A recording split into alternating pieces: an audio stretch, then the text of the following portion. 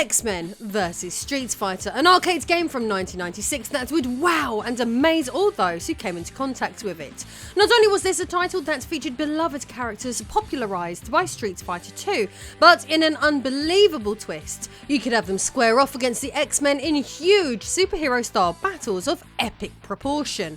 Most could never have imagined these characters side by side, but here they were, starring alongside one another in one of the most eye-catching titles of the decade. The game was simply magical, making it unsurprising the players would be desperate to bring this one home. However, while a title called X-Men vs Street Fighter did arrive on the Sony PlayStation, what if I were to tell you that not only did this game pale in comparison to its arcade counterpart, but in reality it was actually a different game completely. In fact, the game is so vastly different that Capcom would be a little bit more honest with the game in Japan and release it under a different title. This raises the question, why in the West did Capcom opt to deceive consumers and market this title under the same name as the legendary arcade game that inspired it? Let's discuss this sad, disappointing yet controversial story today, explaining how and why this turn of events transpired. I am Lady Decade, and this is the X-Men vs Street Fighter scandal, the game that was sold on a lie. When exploring the history of fighting games, it's common to begin with the release of Street Fighter 2, credited with revitalising the arcade scene during an era dominated by home consoles. Capcom capitalised on Street Fighter 2's success by releasing numerous revisions, each seemingly more refined than the last, although making arcade goers more and more fed up with the repetitive releases of Street Fighter 2. However, Capcom did recognise the need to innovate to maintain the interest of the overall Street Fighter community. This led to the launch of Street Fighter Alpha in 1995. Yet this alone wasn't sufficient for Capcom, as within the following 12 months, arcade saw the release of 4 additional fighting games under the Street Fighter banner. The flurry of releases from 1996 to 1997 would witness the debut of Street Fighter Alpha 2, Street Fighter 3 and Street Fighter EX, as well as the subject of today's video, X-Men vs Street Fighter. The inundation of titles made it challenging for casual players to keep pace and maintain interest in the core Street Fighter series, given the abundance of new releases. Among the games released during this era, X-Men vs Street Fighter certainly stood out as particularly intriguing for most people, captivating them with its unique concept. The fusion of the X-Men and Street Fighter universes seems both odd and brilliant at the same time. Regarding the X-Men, their popularity in 1996 differed significantly from their current status. Originating as a comic book series in 1963 by Jack Kirby and Stan Lee, by the 90s the franchise had expanded across various forms of media. A significant moment in the franchise's growth occurred on the 12th of February 1992 with the release of an exceptional X-Men beat-em-up arcade game by Konami. This game drew inspiration from the 1989 X-Men cartoon pilot episode titled Pride of the X-Men. Renowned for its high-quality experience, it remains cherished as the inaugural top-tier X-Men video game. Notably, it supported up to 6 players simultaneously, a feature still fondly remembered today. Later that same year, an X-Men animated series premiered on the Fox Kids network, receiving both critical acclaim and substantial commercial success. This success led to the production of 4 additional seasons of the show, along with an array of comic books, action figures and, naturally, more video games. On a side note, it seems that someone in Disney has finally remembered that this was the era of X-Men that people enjoyed a lot, and have released X-Men 97 on Disney Plus accordingly. For me personally, this is the first time in a very long time that I've been keen to watch superhero-related media, because apart from the 90s Spider-Man animation, X-Men was the only other one I enjoyed. The MCU has never overly captivated me. Getting back on topic, unfortunately most games from this period weren't great due to Acclaim holding the licensing rights to publish many X-Men games. Acclaim, known for churning out subpar titles under the LJN brand, brand failed to deliver satisfying experiences. Regrettably, there were no Konami X-Men games available for home enjoyment.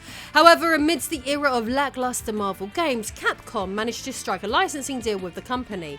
Their collaboration began with the development of the Punisher arcade game, which showcased brilliance and earned Marvel's confidence in further collaborations. The next notable project from Capcom was the 1994 title X-Men: Children of the Atom.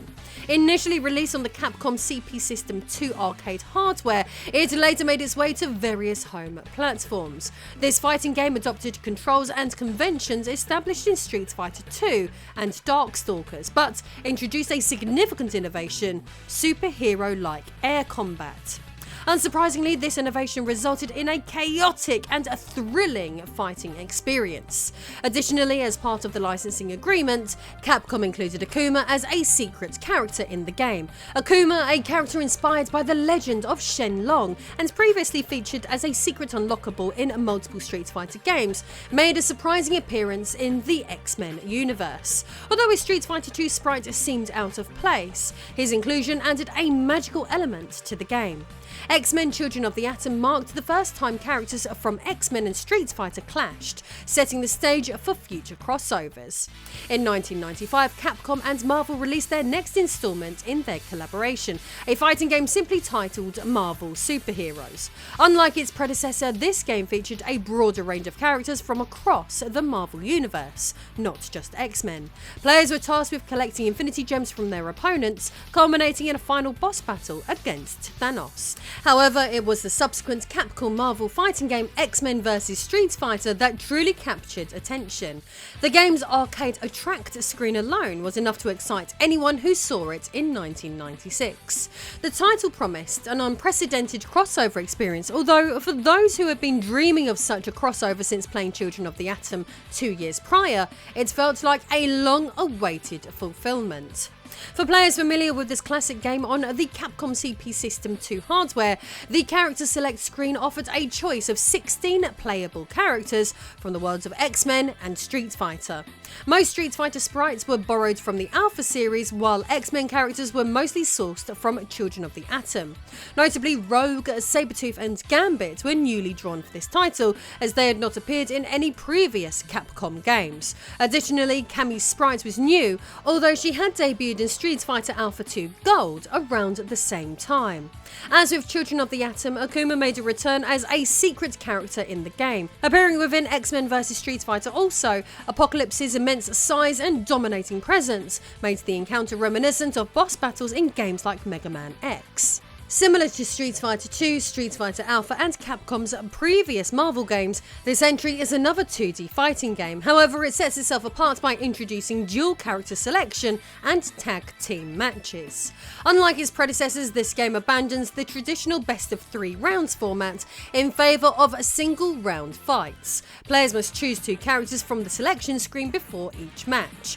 This allows the starting character to switch with their off-screen counterpart at any time, fundamentally altering the gameplay compared to earlier Capcom titles. Each character in the team has their own life gauge, and the inactive character regenerates health when not in battle. If one character is defeated, the other immediately takes their place, ensuring the match continues until one team is defeated.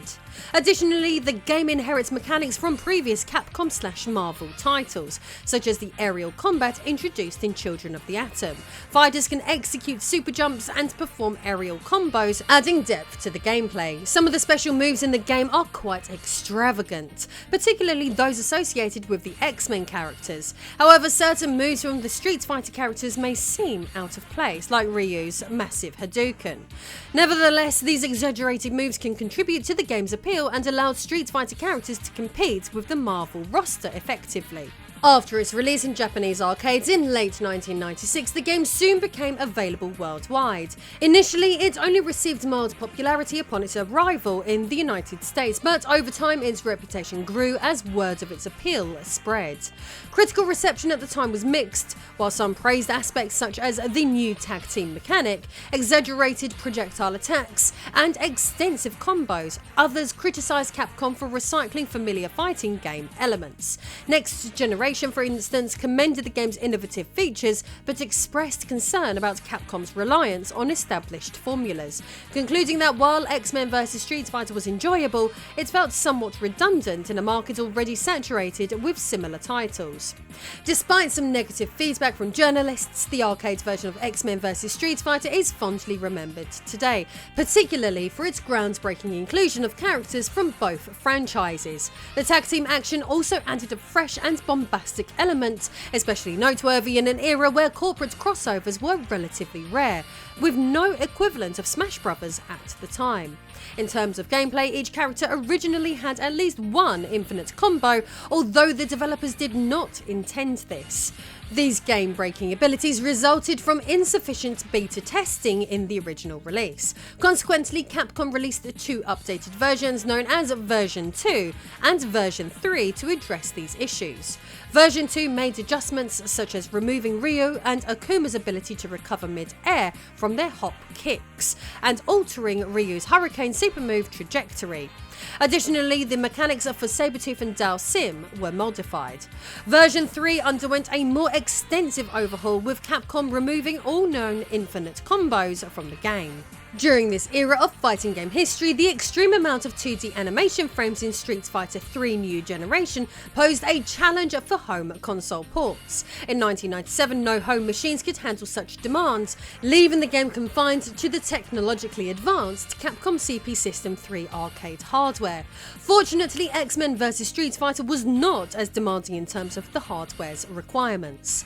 As previously mentioned, X-Men vs Street Fighter was developed for the CP System 2 and utilised assets recycled from Children of the Atom and Street Fighter Alpha 2, both of which had already been successfully ported to the Sega Saturn.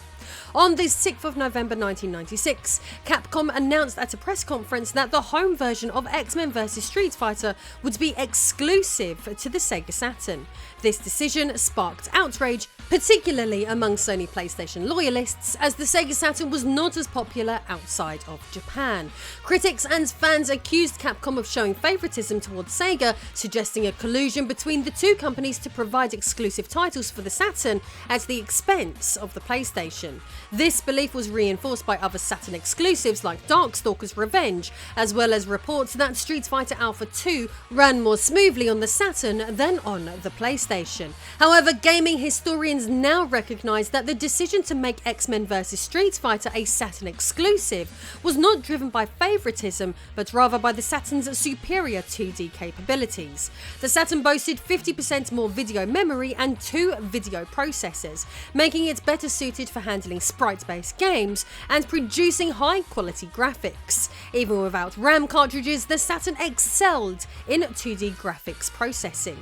Given the demands of X-Men vs Street Fighter, particularly its tag team matches, the Saturn emerged as the ideal platform for the game. Therefore, the decision to make it a Saturn exclusive was ultimately a practical one, leveraging the system's strengths for an optimal gaming experience.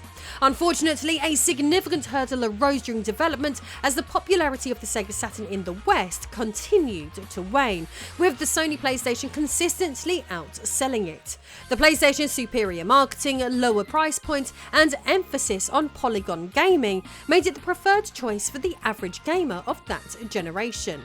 Under mounting pressure from Capcom's Western fanbase, the company found itself in a difficult position and ultimately had to abandon the idea of making X-Men vs Street Fighter a Sega Saturn exclusive. As a result, fans were no longer outraged.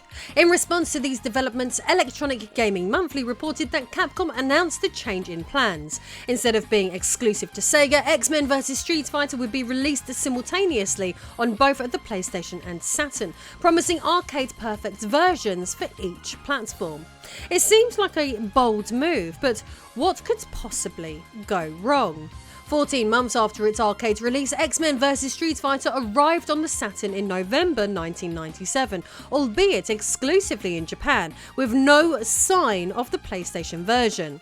However, the game received rave reviews, with critics praising its fast-paced gameplay, impressive animations, sound quality and technical performance compared to its arcade counterpart. GameSpot were enamoured and stated that There is no better looking 2D fighter on any console system. Game Informer added to the praise of the Saturn port for running and looking identical to its arcade counterpart and declaring it one of the best arcade conversions ever seen to date. Next Generation 2 highly regarded this version, stating that, if nothing else, X-Men vs Street Fighter proves the old adage, more is better. The Saturn version of X-Men vs Street Fighter ran flawlessly on the hardware thanks to the system's robust 2D capabilities combined with the inclusion of the Capcom 4MB RAM cartridge. This cartridge, an expansion accessory, was built upon SNK's earlier 1MB RAM cartridge for the system. The additional memory provided by the Capcom cartridge ensured smooth gameplay and prevented issues like slowdown. With the existence of this expansion cartridge, it's no wonder Capcom initially considered releasing the game exclusively for the Saturn. However, despite its technical success, the Saturn version remained exclusive to Japan due to Sega's diminishing support for the system in North America and Europe, caused by declining hardware and software sales. Nevertheless, Western retailers, including Electronic Boutique, imported the game from Japan to cater to demand from import enthusiasts, highlighting the Saturn's enduring popularity among enthusiasts. Turning to the PlayStation version, the situation took an unexpected turn. Despite Capcom's promise of an arcade-perfect release simultaneous with the Sega Saturn version, the PlayStation version faced delays. It finally launched in Japan in February 1998, 4 months after the Saturn release. North America received it in June, while Europe and Australia had to wait until winter. The staggered release schedule raised eyebrows, especially considering Capcom's initial reluctance to develop a PlayStation version. When the PlayStation version did arrive, it fell short of expectations. Due to the system's memory constraints and other 2D limitations, significant alterations were necessary. This included removing character animation frames and, most notably, the elimination of tag team combat, a defining feature of the game. These compromises were necessary for the game to run smoothly on the PlayStation, but they significantly diminished the overall experience compared to its Saturn counterpart. In this diluted version of the game, the mechanic allowing players to switch between characters at will is removed. Instead, the second character is only utilised during specific attacks, such as variable combinations. To offset this change, one-round battles are replaced with the more conventional 2 out of 3 falls format found in many other fighting games of the period. Interestingly, despite these alterations, players can still experience a stage match in the game, albeit only through a cheat code. However, it's worth noting that this sort of tag match requires both players to select the same 2 characters, as the PlayStation lacks the ability to store 4 different character animations simultaneously in its working memory. The compromised PlayStation version of X-Men vs Street Fighter received scathing reviews at the time, with many journalists criticising its shortcomings. Ironically, the game that initially caused outrage for being made exclusive to the Saturn was now causing outrage for its inferior quality on the PlayStation. It seems that pleasing everyone was an impossible task in this scenario. Next Generation stated, "If you've never seen a Capcom fighting game before, this might be fun for a few minutes, but there is not one single positive thing to be said for the trade-offs that Capcom made to get this game to the PlayStation. Ouch."